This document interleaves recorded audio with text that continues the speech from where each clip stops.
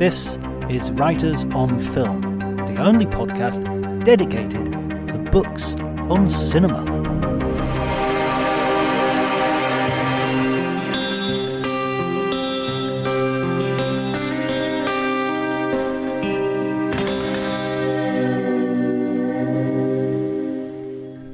Hello everybody and welcome to Writers on Film. My name is John Bleasdale. I'm a film critic and writer, and today I am delighted to be talking to Ian Christie, a renowned film scholar. He has been a regular contributor to Sight and Sound, and he has worked substantially on earlier Soviet cinema as well as the works of Michael Powell and Emeric Pressburger. He has written two, maybe three directors on directors books for Faber, including Scorsese on Scorsese and Gilliam on Gilliam. He's one of those guests that I've really wanted to have on for a long time, so I'm really pleased to get him on. Thank you very much as well for the support while I was in Cannes. I hope you enjoyed the diaries and the special reports that I took out. Over the summer I will be attending several festivals, so I will be kind of copying that format throughout the summer so that you keep getting regular episodes. So this will be more writers on festivals for some of those episodes, but I will keep a steady diet of writers on film coming over the summer months, so I hope you enjoy that, and we have plenty of guests to look forward to in the coming weeks. If you enjoy this episode, please remember to like, subscribe, leave a review and spread the word on social media. Before you do that though, enjoy the conversation.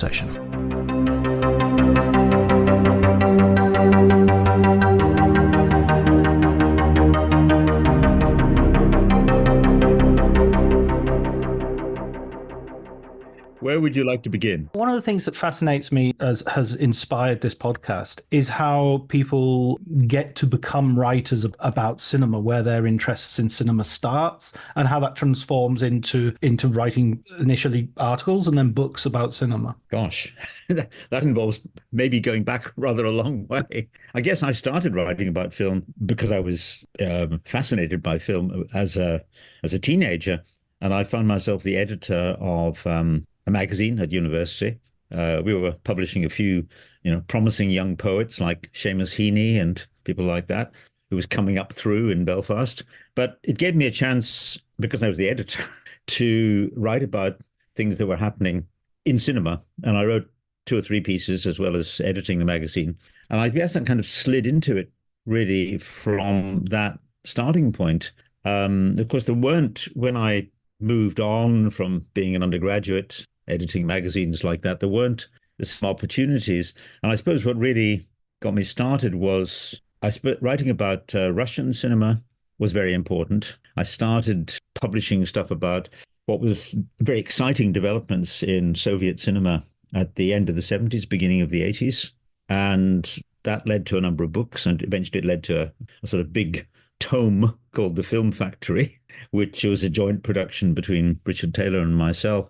But at the same time, this all really kicked off in 1978. 78 was a busy year for me because I was working on the Soviet stuff, and we produced a little pamphlet, really, of translations and essays about forgotten aspects of the great Soviet cinema of the 1920s.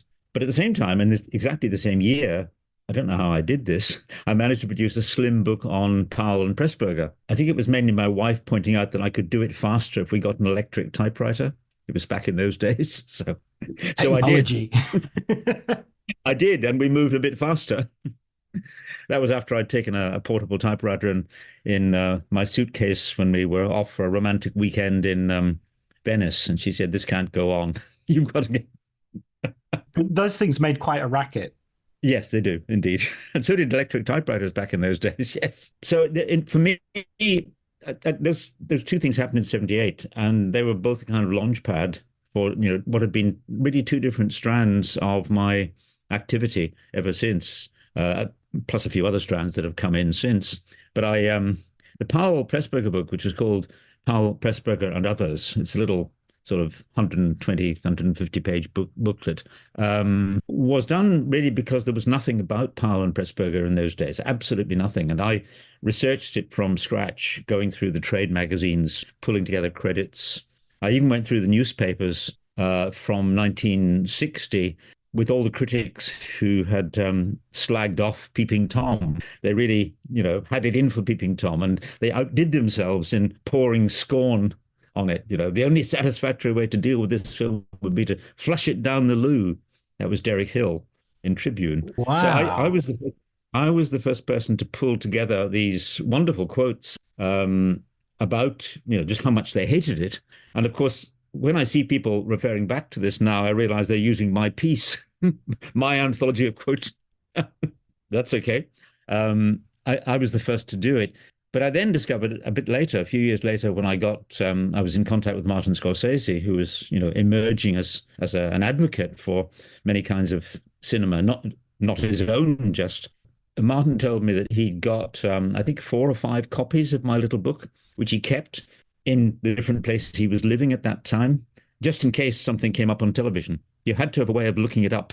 So he had this handy reference book, which was exactly what it was intended to be, in case something turned up on late night television. And that really was the only way that you could see obscure British films, by the likes of Powell and Pressburger. It's funny how that has changed. The reputation has changed so fittingly, so appropriately, but also so massively. A film like Peeping Tom, which was derided upon its release, is now considered a knockdown classic.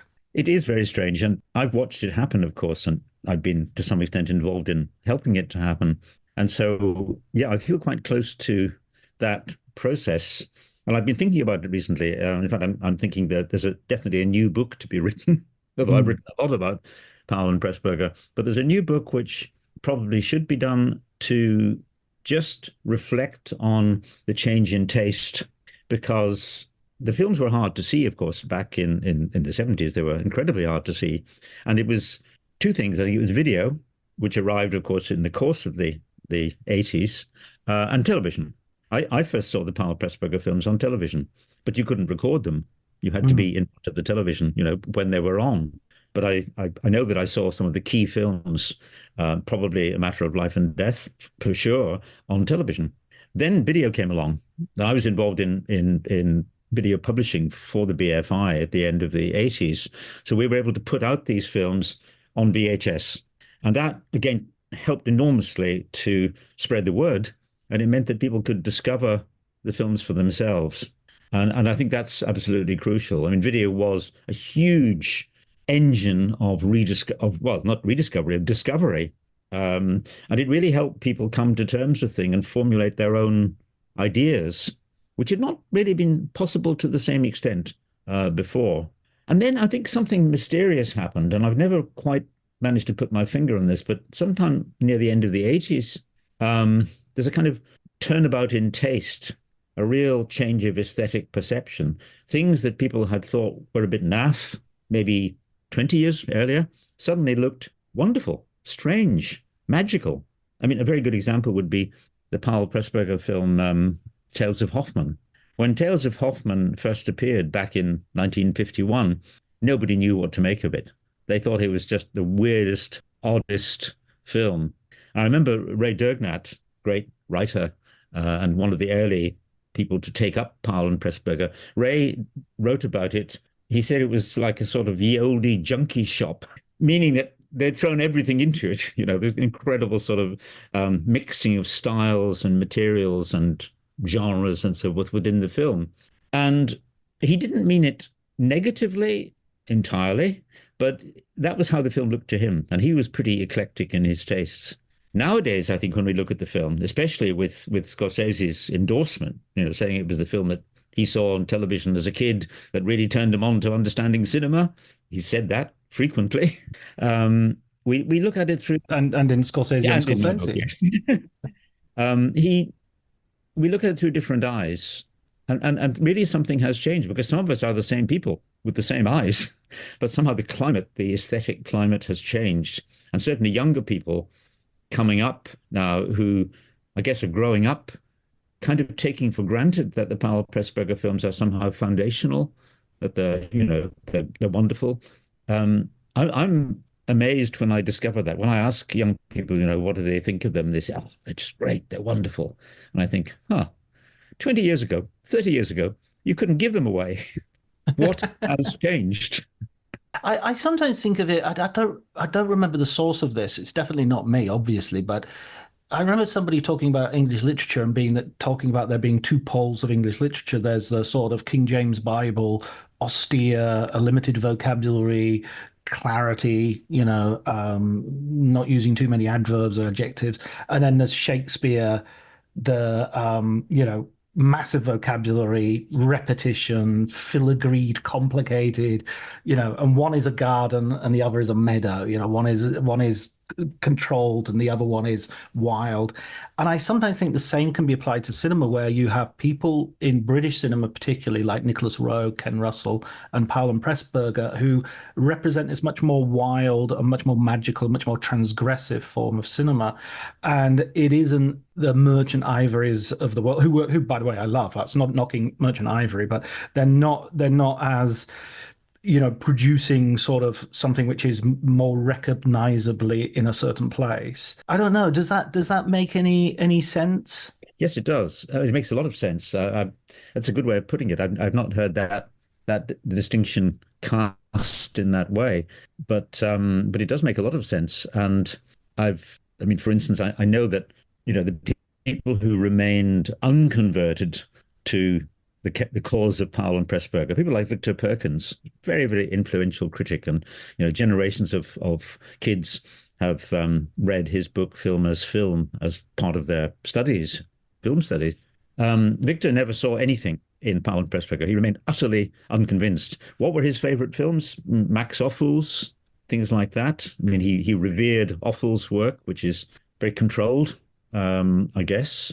But in the case of Powell and Pressburger, in my writings about them and in my book Arrows of Desire, I mean, I cast them as belonging to a sort of Blakean tradition. It's very similar, I think, to the distinction you were making. Wild, craggy, over the top, in many ways, romantic, certainly, and all that goes with that. And I think that is the secret of their appeal. And I think what changed in the collective aesthetic taste was a much greater interest in that kind of work, and not just in cinema, but in music, in art, and so forth. I mean, I guess we only realized that Powell, for instance, could be seen as one of the neo-romantic artists that emerged in the 1940s, along with Dylan Thomas, many of the painters that he loved, Cecil Collins, John Craxton. There was a John Craxton exhibition recently, and I checked with Thelma Schoonmaker, and she said, yes, Michael was a devout admirer of John Craxton. In fact, he owned a number of his pictures. So we begin to see that they were in part of an aesthetic movement, but it was a movement that didn't really get a name and didn't really get credit until many decades later. Yeah, absolutely. And there's also that sense that, to me, my experience of watching Powell Pressburger and coming to it relatively late, via DVD, it has to be said, is that the films always surprised me. They always confounded my expectations. So I think the first one I would watch would be The Life and Times of Colonel Blimp.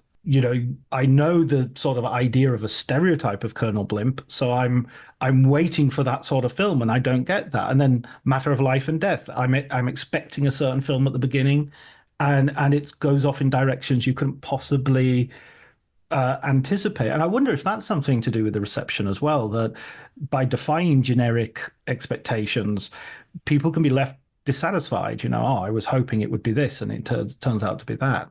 Whereas 10 years along the line, you just watch them for what they are. I think that's very true. And it's it's also connected with the fact that the films have really found their mass audience, the deep audience, if you like, in the era of repeatability. First of all, it was video, and then it's DVDs, Blu-rays, etc. And that has allowed people to really get to know the films and to discover their many layers. And when I started trying to unpack the layers of, a film like Blimp, I published a special edition of the screenplay of Blimp, in which I kind of dug into what we know about how they assembled the film. And I discovered there were like three layers to it. There was what they wrote, and then there was what they shot, and then there was what they put in the film. And they're different. Mm. So it's a film which is kind of packed and selected from all the wonderful material that they generated. And there's so many kind of allusions and references and things that go off in different directions, which you can chase up. And that's even more so with the matter of life and death. I wrote a book about matter of life and death, which is just got republished a few years ago, and I had great difficulty squeezing all the stuff I'd found into the confines of a little BFI film classics book. In fact, I think they asked me to shrink it a bit because there was too much in it. But it was really just stuff that I had come up with through diving into the film and just following some of its rabbit holes, if you like. Except I would say they're not rabbit holes. They're all related to the central themes, which Blakean. I was wondering as well, you mentioned just then that you spoke with Thomas Schumacher about one of the influences of Michael Powell. Did you had opportunities to talk to Powell and to see how he was reacting to the reassessment of his career? Oh yes, I did. I dragged him through that. I got both Michael and Emeric to agree when we did the big retrospective at the NFT in '78, which is what I did the book to accompany. I got them to agree to come and introduce a number of the films. And yes, I guess given the difference in age, I mean, I guess I got to know them as well as anyone because they were pleased, having been out in the cold, forgotten. They were very pleased and kind of surprised to see their films from so long ago being reassessed. I remember, for instance, a film that they remembered as a failure, which is now revered in many quarters, A Canterbury Tale. That film had been literally unseeable right up until '78 when the BBC restored it to its original shape and length. But Michael and Emeric remembered it as a failure. For them, it was the first time that they'd met with a fairly negative critical response, after films like One of Our Aircraft is Missing and The 49th Parallel. And they felt that they hadn't explained what they were trying to do in the film properly. And I could not persuade them to actually come in and watch it again. I remember them standing outside saying, no, no, no, no, that was a failure. We didn't get it right. And of course, several generations since then have decided that they most definitely did get it right. But for them, of course, the memory of kind of critical rejection was still quite strong. But gradually over the years that I knew them, I mean, I guess I knew them, from the late '70s through until their deaths in the '80s. During that time, they kind of relaxed a bit and they began to appreciate and respond to the levels of interest. I remember we managed to raise the money to make a new restored version of The Life and Death of Colonel Blimp, which was a really difficult and expensive job to do because there was no negative that we could work from. So we had to reassemble it in the right order. We finally did this in '85 and did the premiere, effectively, the modern premiere of the film. Huge, huge response. We did a premiere in a London cinema at the Screen on the Hill, and we had dozens of filmmakers present. I mean, Terry Gilliam, who lived nearby, was there, and everybody was falling over themselves to say how wonderful it was. I remember we asked Neil Jordan, who was just emerging as a young filmmaker, to do a piece for television, or a Channel 4 television series called Visions, about what he liked so much in Blimp. And I remember standing with Michael and Emeric watching this on a monitor. It was very interesting because Michael's response was, "Oh, I'd like to meet him. He's got an interesting angle on the film." And Emeric said, "Why does he want to do that?" Because he was kind of playing around with the film and, not just taking it straight. And of course, that tells you a lot about their very different temperaments and characters and so forth. But Emeric, I know, was enormously gratified and pleased as he came to the end of his life to know that what he had put into Blimp, which was his favorite amongst all their films, was being appreciated and being appreciated by much younger people. And that meant a huge amount to him. He wasn't the kind of person to express it fulsomely, but you could see that he was drawing strength and comfort from that. It must be, I mean, it shows you two things. One is that people from that era of making films didn't necessarily know how their films would survive. The old idea that it's a different medium, but the BBC would tape over wonderful programs that were made for them just to save money and instead of buying new tape. And the other thing is that these artists that we revere as sort of very confident visionaries actually form their opinions of their own work via the feedback they get from the public. And if the public give them a negative feedback and critics give them a negative feedback, they're not quite as, they're not the Caspar Frederick David, wanderer above the clouds that we would like to they have in our heads. They're more, but But they're they're more not. like us. They are indeed, and I think it's very hard for a filmmaker to sort of overcome that sense of rejection. I mean, certainly back in the time when they were making their great films in the 40s and the 50s, and even into the 60s, the idea that films would be around uh, indefinitely was pretty unusual. They didn't know if or that their films had survived. Michael Powell wrote a book about the Battle of the River Plate. Um, and he says in the preface to the book, which is, that became their film, as it were, but he wrote a book about the story of the Battle of the River Plate because he says books are a more durable medium than film. Right. And he meant it. He knew that if he published the book, it would hang around, but there was no guarantee whatsoever that the film would hang around. And indeed, that film, Battle of the River Plate, one of their last big film together, was shot in a process that no longer exists, VistaVision. So we can only imagine what it would have looked like, what it did look like in VistaVision. Staggering, absolutely fantastic. Mm. And whenever I see it on a smaller screen today, I keep reminding myself that the reason the shots are composed the way they are is because Michael was taking full advantage of that gigantic acreage of screen.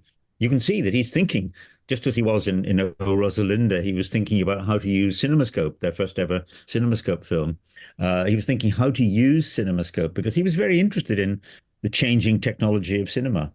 I want to ask Werner Herzog about his books and his cinema. Was basically declaring myself a fan of both, and he told me that his books would survive a lot longer than his films. Like hundreds of years from now, they would still be reading my books. Sorry, I didn't mean to do the voice, but it's automatic. It's true. It's true. And it is literally true, of course, because although we like to think that films that have been saved and restored and republished in many formats are more secure, they're not.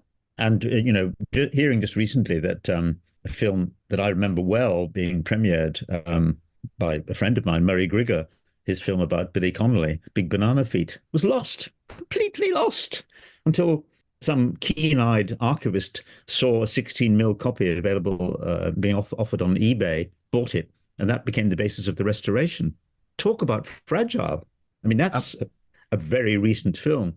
So no film can be considered secure. It's still, if you like, an insecure, evanescent medium. And we remember that. I mean, as you know, I've done a lot of work on early British cinema on Robert Paul, the founder of our film industry. And I reckon Robert Paul produced probably about 800 films in his career between 1895 and 1910. We only have about 80 of those. The rest will probably never appear. They were just discarded.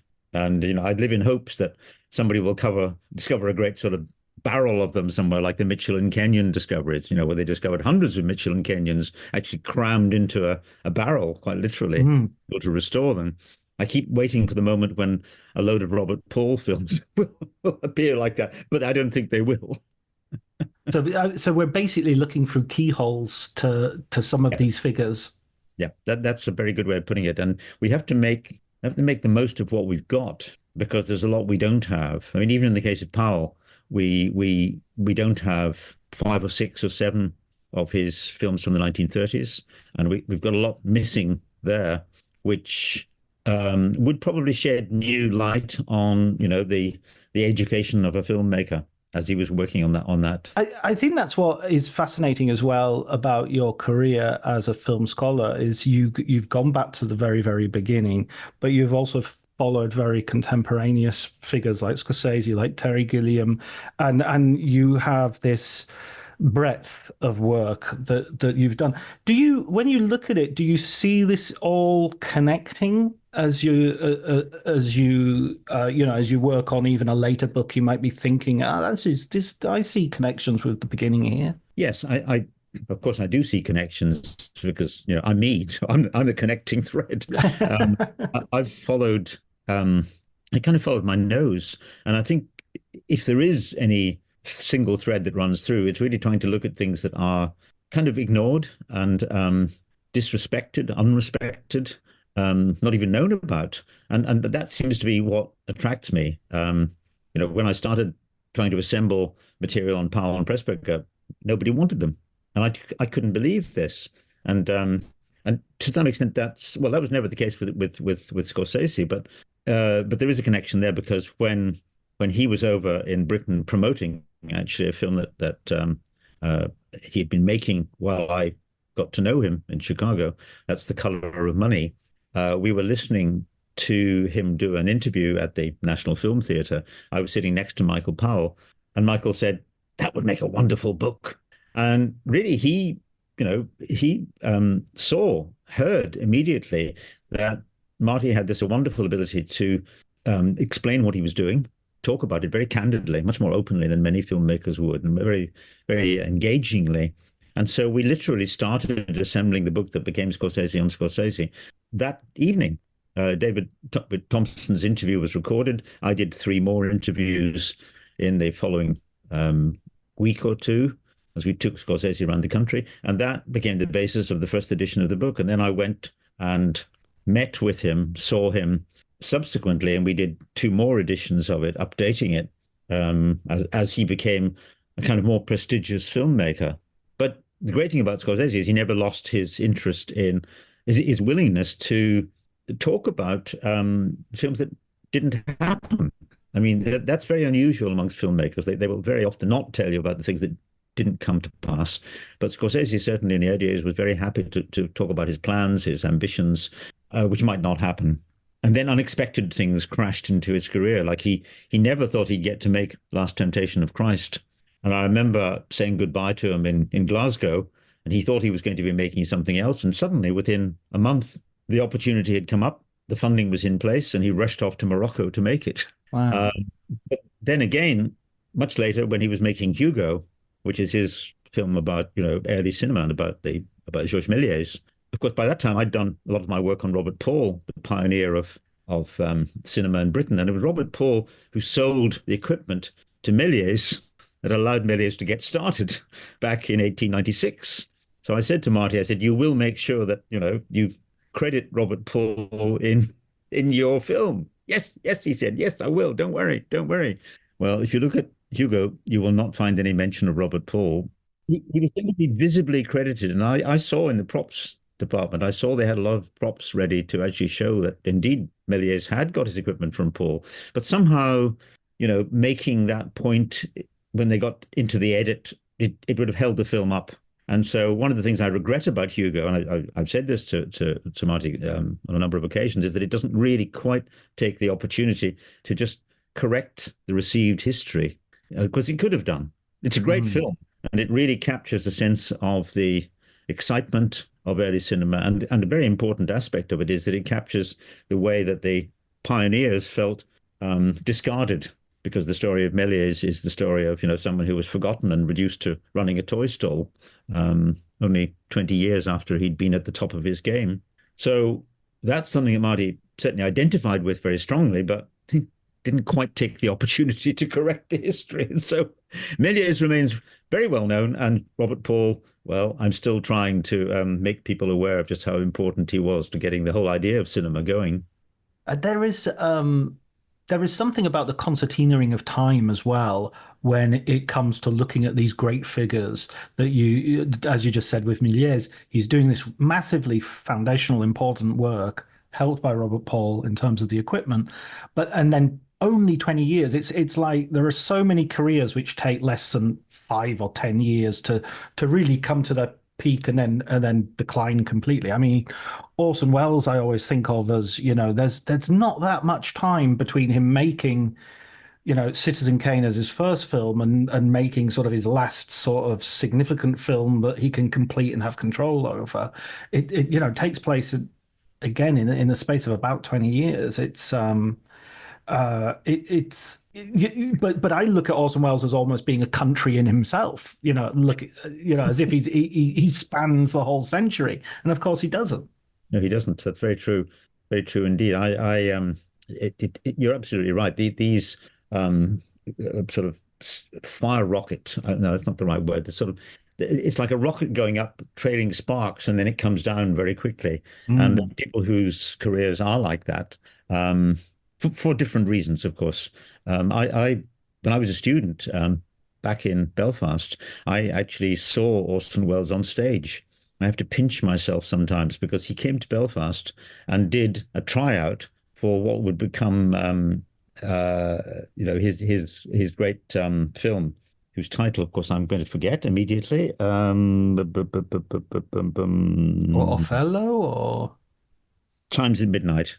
right? Oh, of course, yes, yes. He rehearsed it he performed it as a stage play with some of the actors who would appear in it at the Grand Opera House in Belfast. And of course, I have no very immediate memory of that, but I know I was there. I know I saw him.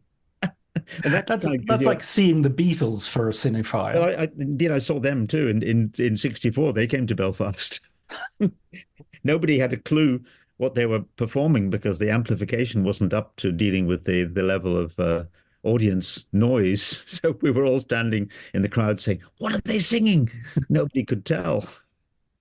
But it's short careers and careers that fizzle out. I mean, the other person that I've spent a lot of time on, I guess I'm going to be probably doing to the end of my life, is Sergei Eisenstein. And when you look at the small number of films that Eisenstein was able to actually make, I mean, it's 7.5 or 8, depending how you look at it. It's a very, very small body of work when you consider the number of projects that he had, wanted to make, could have made, and so forth. It's tiny. And instead, what he did was to pour a huge amount of energy into his theoretical writings, his essays, and his drawings. And my argument, I've published a book of his drawings, and I've written a lot about the drawings, is that you can kind of see these as, just as much part of his creative output as the great films. I mean, you may not think they're as important, but there's so much material in the drawings, as there is in the writings, of course, that you're selling Eisenstein short if you don't take that into account. I call it the third text. If you can get access to the drawings, and increasingly they are accessible. We've done this big Thames and Hudson book, which indeed, incidentally, you see how things tie up. I said to Scorsese, if I get this book together, will you write a foreword, a preface? And he said, yep, I'll do it. Many years later, we got the book together, and he was in the middle of editing Silence, very, preoccupied by that, but he responded to the call, and he did deliver a really good foreword to the others because he knew that was important as well. So I'm very lucky that a lot of my interests do connect up, and they mean something to the people that I'm, in contact with. And it's so fascinating as well that Eisenstein has this once more this sort of foundational role in creating the grammar of film language. He contributes to the concept of the montage most famously, but in all aspects. I mean, I think you can focus a little bit too much sometimes on montage at the expense of some of his compositions are amazing, and the whole experience of watching the films. Sure. No, that's absolutely true. Many people have got a very kind of simplistic notion of montage, but Eisenstein kept on refining his ideas about montage all the way through his career. He was still, developing what montage meant in the 1930s, long after silent cinema was over, and right through into the 1940s. And he was looking ahead. One of his last great essay, which I love rubbing people's nose in, was about the future of stereoscopic cinema. He was absolutely convinced in 1948, beginning of 1948, that 3D was the future. He'd only seen one 3D film, the first one that was made in the Soviet Union, but he just knew that that was what cinema had to embrace. And he was also very scornful about what he's described as bourgeois critics in the West who are, decrying it. Well, they're still doing it. I mean, Uh, but sorry, go but ahead. Eisenstein knew it was important, and he knew that thinking through 3D and the implications of 3D would actually be the making of cinema. And I think that that's a profound, utterly forward-looking um, line to pursue. And I've published an essay recently about immersive experiences, which has got a very long history, going all the way back into the 18th century and earlier. People have been trying to come up with immersive media. Now we have digital immersive media, and they're still looking for, if you like, cultural respectability. They don't get it, seen as a gimmick. Mm. And as I say in my essay, Einstein, would have understood perfectly what the makers of digital immersive experiences are trying to do. I mean, he might not have thought they were doing it right yet, but he would have understood that urge, that impulse to harness um, immersive technologies and do something with them, just as he did at the end of, at the end of Ivan the Terrible. He's finishing the film and great difficulty at the end of the war. The Soviet army has captured Agfa film stock as a trophy. They brought it back to the Soviet Union. Eisenstein sees his opportunity, grabs it, and puts a color sequence into the end of Ivan the Terrible. And there it is for us to enjoy. That was sheer opportunism for him. The banditry involved Yeah, in that, exactly. that sort of the artist bandit, the artist. Yeah, exactly. And he didn't even, I mean, the film hadn't even been released when he died. In February 48, he died, and the part two, which has the color sequence in it, was banned. And it was not unbanned until 1956, until Khrushchev came to power. So everything that Eisenstein had done, what he'd foreseen, what he'd poured into his last work, remained unseen until very nearly our own time, until the end of the 50s. I was thinking about what you were just saying then about immersive technologies in terms of film, and I think one of the problems that they might have is how it hasn't really got a uniform delivery system yet. You know, that I go to the island at the Venice Film Festival where they have the VR, and each booth seems to be offering a different kind of experience and a different kind of. You sit down or do you stand up? Are you dancing and participating, or is it a kind of game, Yeah. or so it's, or is it a documentary that you're just inside of? And I think the experience itself and the experiences are wonderful, but until they work out, are we doing this at home? Are we doing this communally? Whereas with film, you go into a cinema, you sit in a seat, and even if it's a 3D film or a 2D film, it's still the delivery system is pretty much the same wherever you go. No, no, No, I don't. I don't agree. okay. I agree on two levels. One is that why should immersive forms of immersive delivery or display, why should they all fall into one pattern? Who says? Film doesn't. There are many, many, many different kinds of film. So why should immersive formats all fall one track? But the other argument, I mean, you say we know what film is remained the same. We sink into our seat in the cinema. Oh no, we don't. I mean, a big study that I worked on for the BFI and the Film Council back in 2011, we showed that only 6% of film viewings happen in a cinema then. Mm. That was in 2011. 2%, by the way, happened in aeroplanes. We also discovered that. People Wow. watch film in all sorts of ways, and the ways in which they watch them, have just proliferated. So the vast majority of viewings are happening in the same way that I'm talking to you now on a laptop. That's the majority method, or on a tablet, in a plane, or on a train. That's how people watch films. This fantasy that we watch films in sitting in plush cinema seats, far from it. I would say less than 5% of viewings happen in cinema seats. So film has proved, I mean, you're right about one thing, film has proved very resilient in terms of adapting itself to these different modes of delivery. And perhaps the biggest one of all, by the way, is the fact that we can now pause a film. Just think about that. That was the real meaning of the video revolution. I want to pause a film, stop it, go away and do something, and come back to it. That probably was the biggest single change in the film experience in the whole history of cinema. The fact that you could stop it and come back to it. And that's just continued more and more and more and more. So I think that what we're doing now when we watch a film is very different from anything cinema shaped. And if I'm watching a 1940s film now, in any of the ways that I might be watching it, I'm performing a fundamentally different operation in many ways to what its original audiences would have done. Now, I'm going to play the Joker and allow myself to U-turn on this completely and say, is that therefore speaks to the resilience of film, that it can be so adaptable and can be done in this way. And maybe that is the problem of the immersive experience, that you have to go and do it in one particular way in order to, the opposite of what I just said. No, yeah, you're moving quickly on your feet. That's absolutely true. That is the problem with all sorts of gadgetry that has come along to enhance the filming experience, that it's constantly changing. I mean, I had that experience. I was doing a bit of field research on immersive media during the last London Film Festival, and I signed up to do an AR walk through the centre of London, which was a part of the expanded version of the London Film Festival.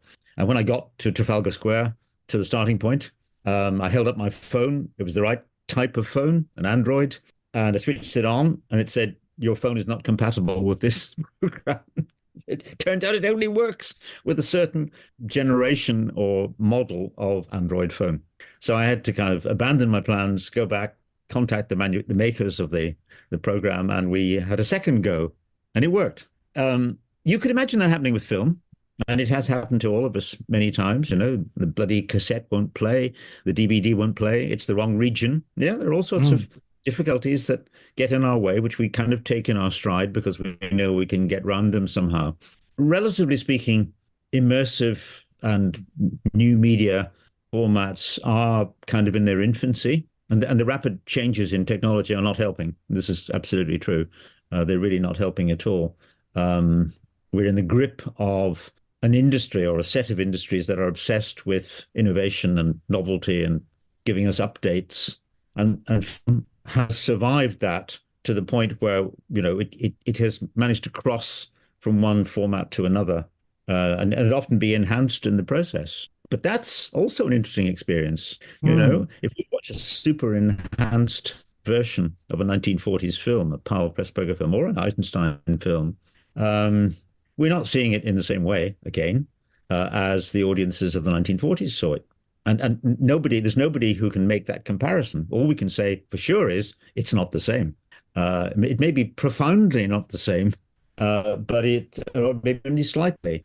Does this mean that there is a kind of essence of film that somehow transcends the way it's delivered?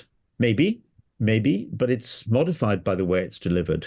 And the audience that's watching A Matter of Life and Death in the latest 4K restoration is, I think, arguably having certainly a qualitatively very different experience from the audiences who saw it in 1946. And they're seeing more in it. So that allows for a greater depth of engagement. Yeah, it reminds me of talking. I apologize because I always sort of think back to literature on some of these questions, but it's like where does Hamlet live? I mean, obviously Nelson but does he live in the written text? Does he live in any given performance? Does he live in the original? Does the original performance, which is irretrievable, have any a certain authenticity for being potentially having Shakespeare act in it? Or does it live in the films, or does it live as a sort of emergent property above and beyond all of that? It's sort of Hamlet becomes a language that these are all different iterations of, and so the same is going to be true maybe of film. Yeah, no, it is. I think it is already the same is true, that it's the sum total of the different modes of performance or experience. And Frank Kermode, who was a great literary critic, who I got to know in the last years of his life, turned out he was really interested in film, but he'd never written about film. And I managed to tempt him to come onto a radio program that I was doing and talk about his interest in film. But Frank Kermode wrote a wonderful he gave a series of lectures on the idea of the classic, which I think is absolutely foundational. I encourage people to read it. And in those lectures, he says, what do we mean by classic? We mean a text which is capable of being fundamentally reinterpreted from completely different standpoints through a period of time. So, we call, I don't know, a text like Dante's Purgatorio, or the whole sequence of Dante. That's something which has been passed down through the centuries, radically reinterpreted, has given rise to its own imitations, its own modifications, its own forms, etc. It is distinct. Well, it's separate from any of the instantiations, any of the texts which are its bearers, as it were. And for Kermode, that's the definition of a classic. A classic is something which is capable of being reinterpreted radically, differently down the years. It's true of film. If you look at what was valued about a film in the 1930s, and then look at it, if it survived in successive decades, people see quite different things in it. And that's what makes some films classics and others not. And sometimes we look at different sort of genres which were never purposed as, I'm thinking of sort of, I don't know, Italian gialli or something like that, which were never produced with the idea of this will survive and be regarded as a classic of cinema. And yet they have achieved that because we now look at that genre in a totally different light to the way it was perceived and conceived at the time of its production. Yeah, that's absolutely true. The even more classic example would be the Western. Right. The idea of putting Westerns on a pedestal and talking about classic Westerns and great filmmakers who devoted their chunk of their career to making Westerns, that is a very modern idea, really. It's an idea that I would say comes from the 1960s at the earliest and developed through the 70s and through the 80s. But it certainly wasn't the case in the 1930s. And, when John Ford famously turned up at a meeting in Hollywood and said, I'm John Ford, I make Westerns, he wasn't boasting, as it were. On the contrary, he was establishing the fact that he made actually one of the lowest and most despised genres, something that had been just the bread and butter of cinema from the previous 20, 30 years. So that, we can canonize. And I think this process of canonization of creating canons of excellence, which is also something I've written about, is really interesting because often you get people, especially when it comes to making up lists, who say, I don't believe in lists, I don't believe in canons, to which I say, it doesn't matter whether you believe in canons, they exist. They exist whether or not you believe in them, because they're what drives the scale of values. They're what drives what gets revered, valued, awarded, restored. If a film or a filmmaker isn't in a canon, as it were, their film doesn't get restored and nobody writes about it. So canons are a very powerful kind of underpinning reality, I think. And they change. I mean, they definitely change. That's what's so interesting about I've been involved with the Sight and Sound, 10-yearly poll for the last, I don't know, 30 or 40 years. I was involved in helping to run it at various stages when I worked at the BFI. And for the most recent one, I actually was invited to help expand the base of people who contribute to it. Including me. Fools that you are! You let me in! Yeah, my lips are sealed about who I brought on board, but look what happened. Look what happened. Riff raff. Chantal came out on top. Mm. And then that took a lot of people by surprise. That's partly a result, of course, of polling a wider range of people. Not just more people, but a wider range of types of people in different places. But the evolution of canons and how things, become canonical and indeed stop being canonical, that's interesting too. No, the Western to some degree. I think you're right. I think what the experience of Westerns in the last, let's say 20 years or so, roughly, has been of constant surprise when a new star Western appears. People say, gosh, isn't it amazing? People can still make, something different and unusual and etc. As if that hadn't been going on through the entire history of the Western, which of course it has been. And And that is pretty intriguing. I mean, once upon a time, say, Dances with Wolves was treated with real reverence, even, or respect, certainly. Now it's become a sort of whipping boy in many ways. Um, and yeah, those standout art westerns that we've seen over the last, well, it's a longer period after the last 30 or 40 years or so, are films that have been made with a deep consciousness on the part of those making that they're making them against the backdrop of decades of forgotten westerns. So they're kind of trying to climb up the pile and say, look, you can still do things with the materials of this old genre. That's what Scorsese has done with his having finally made his western.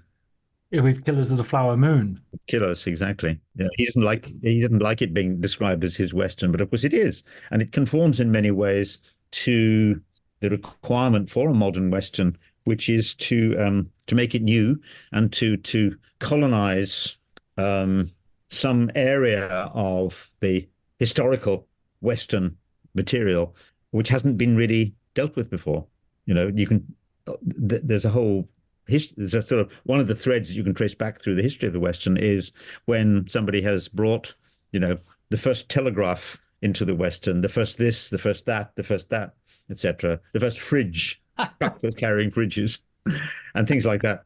All of those, there's a moment where you can use the novelty of introducing new elements, new historical elements, usually into the Western, which sort of reanimates the genre and shows that it's at bottom it's still dealing with the same dramatic essentials, but it can be remediated, let's say. Yeah.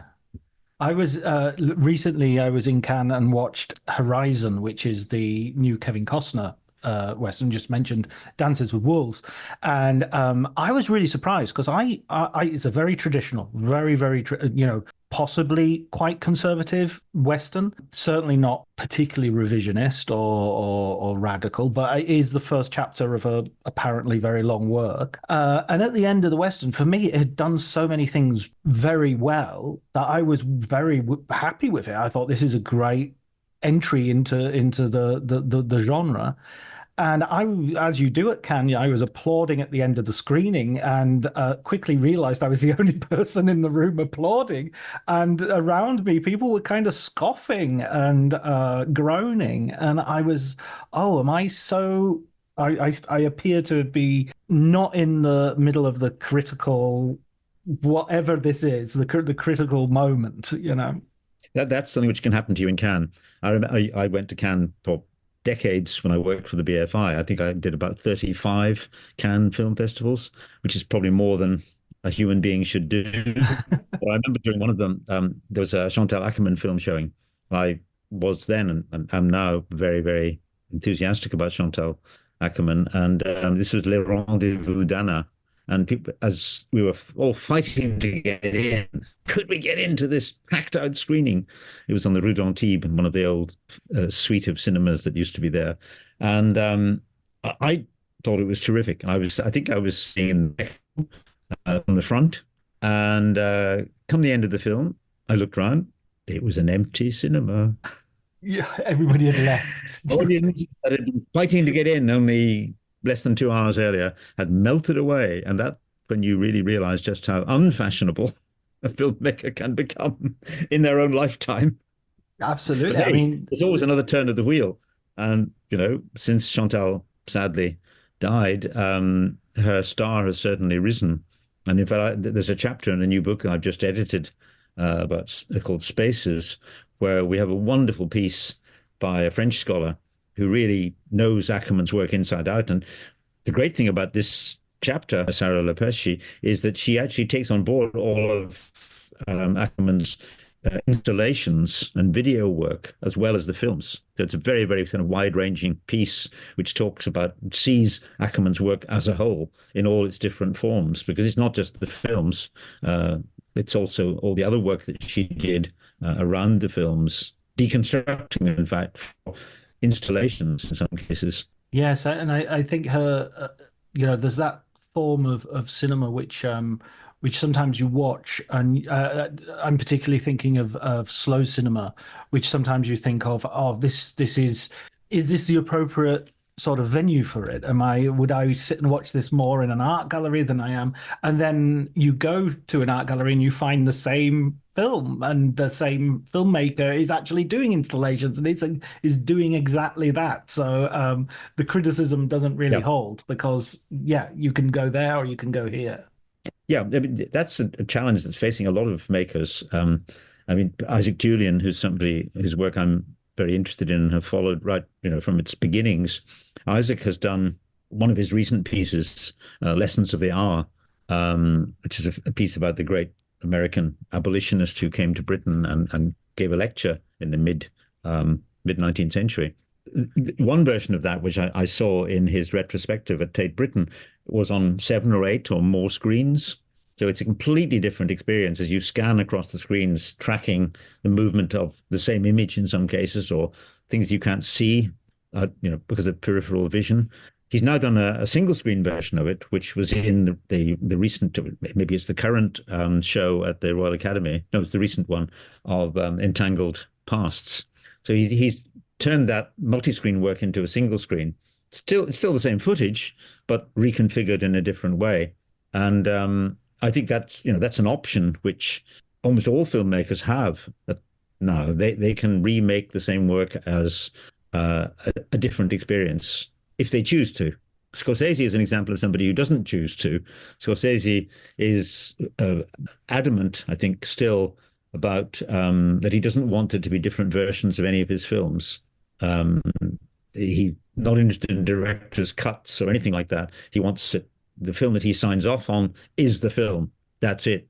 But I think that's maybe an unfashionable, or at least maybe it's a minority attitude. I think there are many filmmakers clearly who have enjoyed the experience of revisiting their work and remaking it in a different format. And I think we'll probably see more of that in the future. I mean, Ackerman in that sense was a pioneer. She took her early 16 mm work and reconfigured it in experiential forms, which I have to say were wonderful. Those that I managed to see. Yeah, I always think of Ridley Scott in this as a filmmaker who's constantly, and he's almost being told, we'll release this as the thing, and we'll, you don't worry, you've got a director's cut coming up. But I always think that often means that the theatrical cut is a little bit too short and the director's cut is a little bit too long. So it's just like, if he was told he has one and that's that, then it might, he might make the right compromises and have it, if such a thing is possible. Ridley is the kind of person who would put up with being told that. I think he's a man used to getting his own way, but also very flexible in other ways, very pragmatic. I remember some people who worked on what is probably one of his biggest hits, Gladiator, when the film came out, and they said to me, well, what did you think of it? I told them what I thought. They said, that's interesting. That was not the film you saw in the cinema, is not the film that we signed off on. It went through a radical revision after the first test screenings. And I don't know whether that's fully documented or not, but they were very, very clear that the film had been more than tweaked to produce the version that we know. And I think, that was obviously done fully with the knowledge of Scott. I don't think it's much talked about, but there it is. What was the major change that they had made? Well, what they told me was that basically the whole treatment of the Joachim Phoenix character of the emperor, there was a major readjustment of attitudes towards him, and it was much less clear cut where your sympathies were going to lie in the original cut of the film. Okay. So that I mean, I don't have any more detail, but that was people who'd worked on it who felt quite strongly that it had been tweaked. Perhaps you could say to make it the success that it became. It's so interesting when you go into the making of films, and when you, as a film scholar, you have obviously. I mean, this is another way maybe of asking that question. And then I know, we're short on time, so I'll wrap up soon after. But when the sausage factory inside out. And yet you still, from your enthusiasm, you still have that appreciation of film. I mean, I personally feel that I kind of enhances my enjoyment of the knowing everything around it. How do you feel about that? Do you still eat those? Do you still eat the sausage? I guess I'm asking. I still eat the sausage. Yeah, I think the pressure on a filmmaker to finalize the film is an important one. I mean, it's just the same as, sending the manuscript off when you're trying to publish a book, for better or for worse. You've done that. You may have options to do a different version. And it's funny you mentioned that. Just in my own case, that I mentioned that I've been writing about immersive media recently. And in fact, one piece that I've done, this essay, now exists in three different forms. One of them's online, one of them's printed in a book, and another one is floating around somewhere else. And I like that opportunity to play it differently for different contexts. I very much like that. But yeah, when we've entered a stage where the filmmaker can produce a variant version of the work, can rethink it. We've moved into a different era, haven't we? Because film was not like that. Film was, for better or worse, the film that went out, and that was it. And so classic cinema, which I believe is in the past, we are now living in a post-cinema world. We still have film production, lots of it, like is on display in all the festivals, but it's not cinema clearly as it was during the period when essentially it was being made for theatrical exhibition and to some extent for TV transmission. That has all changed. And so while we have many of the same forms and formats, they're not working in the same way. And what is happening at the moment is that the form of the multi-part streamed series, which is obviously the major dramatic form of today, it's what most people watch most of the time, is not being given the same kind of kudos as the single feature film. That's interesting. Why not? But it isn't, or not yet. Maybe it never will be. But so we have curiously come full circle round to the fact that when Dickens had a new novel in mind, he first of all writes it in installments, he publishes it in installments, and then he puts it together in a book. We've come full circle. That's possible. I love the way as well Dickens was often writing the beginning installment of his next novel as he was writing the last two installments of. So it's, if you read his books, they're always brilliant at the beginning because he's excited, and they often have quite weak endings because he's obviously running out of steam and he's already looking. He's already actually, I'll write the Martin Chuzzlewit in the morning and then I'll write the next one in the afternoon. Absolutely. And there's a new Brian Eno documentary as well where they're actually shuffling the scenes for every single screening. And so how can we talk about that meaningfully as it's like as critics, we're going to have to move with the times. Absolutely. Moving with the times is what it's all about. Remediation. It's the name of the game. Excellent, Ian. Just a very quick last question, which is, have you got a recommended film book you could give our listeners so they can explore further? Other than my own. All of your own come highly recommended by this podcast. I don't think there's anybody listening to this podcast who is not at the moment ordering a bunch of your books. Oh, I'm pretty sure there are. Well, I mean, what do I think are the really interesting and useful books? I mean, I go back to André Bazin. But I go back to Bazin with some irritation because the version of Bazin that we've got in English, this rather paltry edition put out by the University of California Press, terrible. The translations are bad and the selection is pretty erratic. And if you do go back to the big Bazin collection, which exists in French, you find he wrote about so much more. I mean, Bazin was a 3D enthusiast. You would never guess that from stuff that you read in the English edition. He was enthusiastic about novelty and innovation of all kinds. So that I think is really interesting. I think that Bazin is still tremendously useful. I think the best modern writer who sadly left us quite recently, a matter of months ago, is David Bordwell.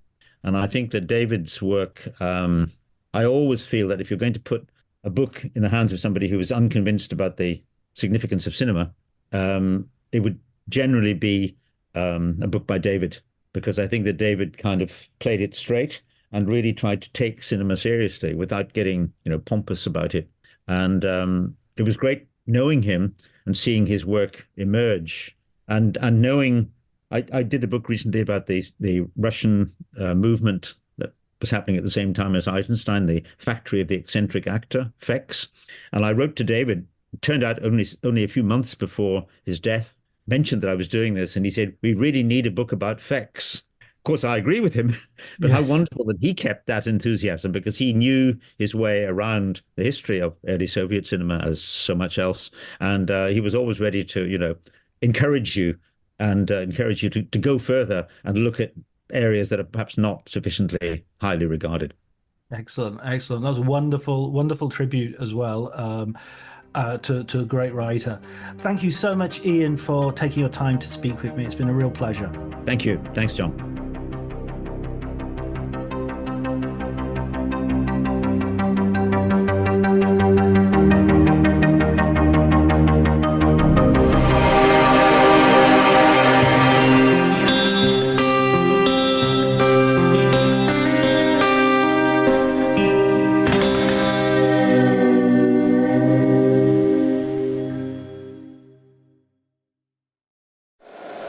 If you like the show, please take a moment to rate, review, and subscribe. It really does help the show to grow.